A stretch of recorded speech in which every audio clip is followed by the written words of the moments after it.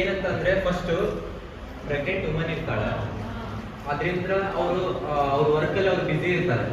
ನಾವು ಮನೆಗೆ ಬಂದರೂ ಸಹಿತ ನೀವು ರೆಸ್ಪಾನ್ಸ್ ಮಾಡಲ್ಲ ಕರೆಕ್ಟಾಗಿ. ಇಮ್ಯುನೈಸೇಷನ್ ಆಗ್ಬೇಕು ಮಕ್ಕಳಿಗೆ ಅಂತಂದು ಇವಾಗ ತಾನೇ ಬಂದು ಕರೆದ್ರು ನೀವು ಬರ್ಲಿವಲ್ಲ.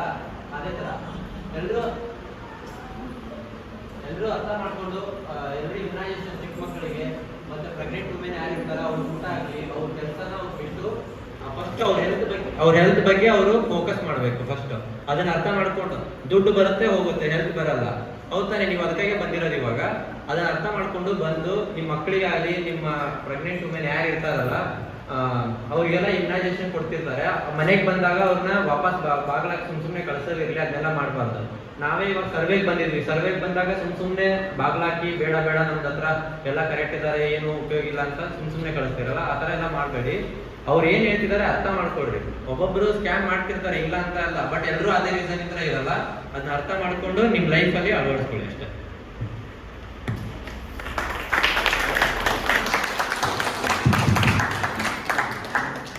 ಇವಾಗ ವಿಶ್ವ ದಿನಾಚರಣೆ ಅಂದ್ರೆ ಇವಾಗ ಈ ವರ್ಷ ಜಾಸ್ತಿ ಅಂದ್ರೆ ಅಮ್ಮ ಮಕ್ಕಳು ಬಗ್ಗೆ ಜಾಸ್ತಿ ಫೋಕಸ್ ಮಾಡ್ತಾರೆ. ಅದು ಯಾಕಂದ್ರೆ ಇವಾಗ ಮಕ್ಕಳು ಇವಾಗ ಬೇಗ ಅದೇ ಊಟ ಮುಂಚೆನೆ ಸತ್ತೋಗೋದು ಜಾಸ್ತಿ ಕೇಸಸ್ ಕಾಣಿಸ್ತಾ ಇದೆ.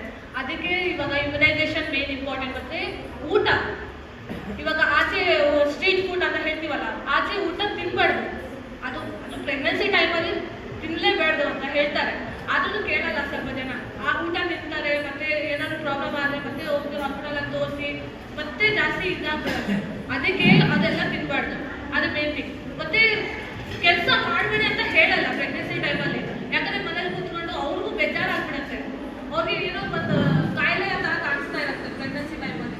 ಅದಕ್ಕೆ ಕೆಲಸ ಮಾಡಬೇಕು. ಅದೇ ಅವ್ರ ಮೇಲೇನೂ ಫೋಕಸ್ ಮಾಡ್ತಾ ಇರಬೇಕು. ನಮಗೂ ನೋಡ್ಕೊಳ್ಬೇಕು, ಕೆಲಸನ ಮಾಡ್ಕೊಳ್ಬೇಕು. ಜಾಸ್ತಿ ಸ್ಟ್ರೆಸ್ ತಗೊಳ್ಬಾರ್ದು. ಅದು ಇರತ್ತಾ. ಆಮೇಲೆ ಮಕ್ಕಳು ಹುಟ್ಟ ಆಮೇಲೆ ಅವ್ರಿಗೆ ಚೆನ್ನಾಗಿ ಎದೆ ಹಾಲು 6 months ಎದೆ ಹಾಲು ಅವ್ರಿಗೆ ಕೊಡಿಸ್ಲೇಬೇಕು ಕಂಪಲ್ಸರಿ. ಬೇರೆ ಎಲ್ಲ ಊಟ 6 months ಆದ್ಮೇಲೆ ಚೇಂಜ್ ಮಾಡ್ಬೋದು. ಅದು ಎಲ್ಲ ಆಯ್ತಾ. ನೆಕ್ಸ್ಟ್ ಇವಾಗ ಇಮ್ಯುನೈಸೇಷನ್ ಅಂದ್ರೆ ಎಲ್ಲ ಇಂಜೆಕ್ಷನ್, ಪ್ರೆಗ್ನೆನ್ಸಿ ಮದರ್ಸ್ಗೂ ಇಂಜೆಕ್ಷನ್ ಕೊಡಿಸ್ಬೇಕು, ಮತ್ತೆ ಮಕ್ಳಿಗೂ ಇಂಜೆಕ್ಷನ್ ಕೊಡಿಸ್ಬೇಕು. 5 ವರ್ಷ ತನಕ ಎಲ್ಲ ಇಮ್ಯುನೈಸೇಷನ್ ಅವ್ರಿಗೆ ಕೊಡಲೇಬೇಕು. ಇದು ಫೋಕಸ್ ಮಾಡ್ತಿರೋದು ಈ ವರ್ಷ ನಮ್ಮದು ಥೀಮ್. ಅದಕ್ಕೆ ನೀವೆಲ್ಲ ಕುತ್ಕೊಂಡು ಕೇಳಿದ್ದಕ್ಕೆ ನಮಗೆಲ್ಲ ಧನ್ಯವಾದಗಳು.